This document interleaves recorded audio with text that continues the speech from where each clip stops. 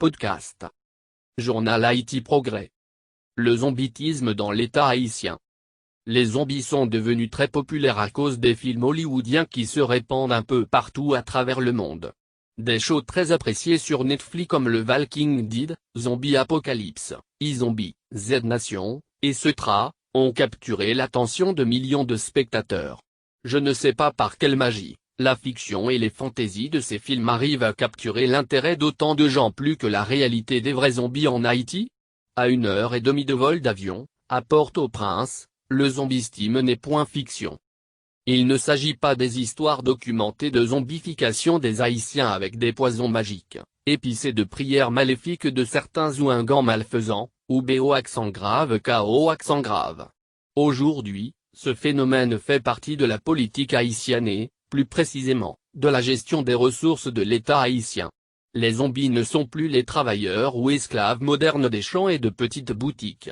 Toutes les cérémonies mortuaires, les détours dans les morgues et cimetières ne sont plus à l'ordre du jour.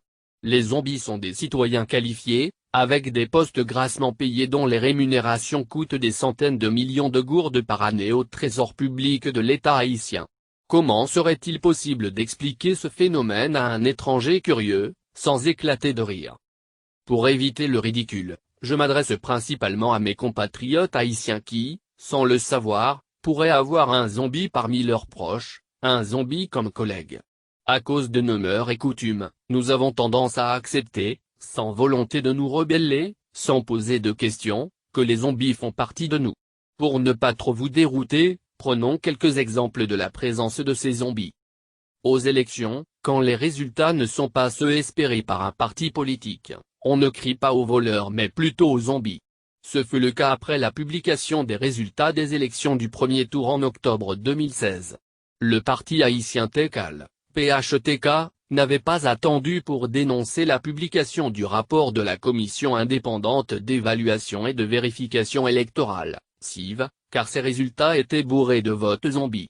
De nombreux zombies qui auraient voté seulement dans le vote présidentiel, avaient jeté la majorité de leur vote contre le parti M. Jovenel Moïse. Au deuxième tour, ce fut le tour M. Moïse Jean-Charles et de Dr. Maryse Narcisse pour accuser le Conseil électoral d'avoir validé des votes zombies s'élevant à presque 1,5 million, en faveur du PHTK. Peu de temps après, le président de la République, dans le cadre de la lutte contre la corruption, avait publiquement et vivement dénoncé les employés zombies qui vident les caisses de l'État, encaissant plusieurs millions de gourdes à chaque coup.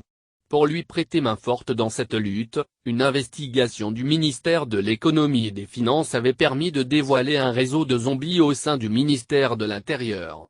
Selon cette enquête, des zombies du dit ministère auraient changé les mêmes chèques, par exemple 65 057, 65 059, plusieurs fois. Comment est-ce possible? Comme suite logique, le président de la République, lors de sa visite en France, dans une conférence avec la diaspora haïtienne parisienne, avait confirmé l'arrestation de 15 zombies. S'agissant de l'identité de ces zombies, il déclara alors qu'il n'allait pas autoriser la publication de leur nom car dit-il, ces zombies viennent de familles honorables et qu'il faut protéger leur réputation. Pourrait-on aussi supposer que si ces zombies ne sont incarcérés pas au pénitencier national, c'est dans un souci de protéger la population que le gouvernement Moïse Lafont en garde secret, le lieu de détention ainsi que les noms des zombies? Peut-être que le peuple ne connaîtra jamais les vrais responsables ni les montants exacts des pertes annuelles que l'État haïtien accuse à cause des transactions effectuées par ces zombies. Ce qui semble rassurant aux yeux de certains concitoyens, ce sont les nouvelles récentes au sujet des chèques zombies. La police nationale vient de faire une grande saisie, pas de marijuana ou de cocaïne, mais cette fois d'une somme de 50 millions de gourdes destinées au payroll des zombies policiers. Malheureusement, ces zombies ont disparu et ont pu éviter leur capture.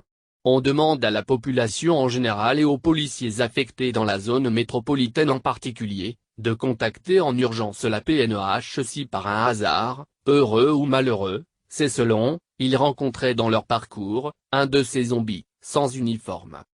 Dans le souci d'informer et d'éduquer la population, le ministère de l'Éducation nationale et de la formation professionnelle MONF a aussi miraculeusement trouvé plus de 72 millions de gourdes qui allaient servir à payer les arriérés de plusieurs mois de salaire dus à des professeurs zombies.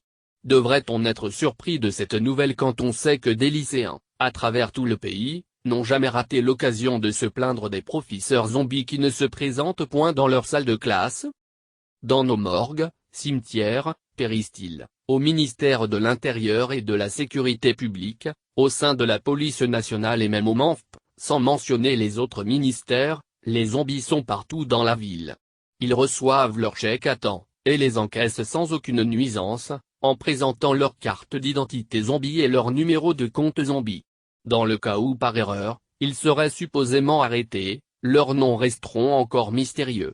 Peut-être que le vaudou nous enseigne et oblige l'État haïtien à mieux prendre soin de nos zombies que de nous-mêmes, de la masse populaire? Tristement, ce n'est pas un conte de fées pour vous endormir. C'est la réalité de notre nation, le mode de fonctionnement de l'État. Le zombitisme va au-delà du mandat d'un gouvernement. Il est ancré dans notre système politique. Et ses effets dépassent l'imagination des acteurs hollywoodiens, allant jusqu'à influencer les déclarations du président américain qui déclara que des citoyens décédés il y a plus de 10 ans ou tout simplement des zombies américains qui seraient au nombre de 1,8 million auraient voté contre lui. Bref, dans la lutte contre le zombitisme, notre seul espoir c'est que dans le futur, quand on cherche réellement où sont passés les zombies, on suivra le conseil de Coupé cloué dans son titre Zombiephile, elle. En vain on regardera au loin, Deyekala. Rodelin Almazor. Journal Haïti Progrès. Rubrique Perspective. Podcast.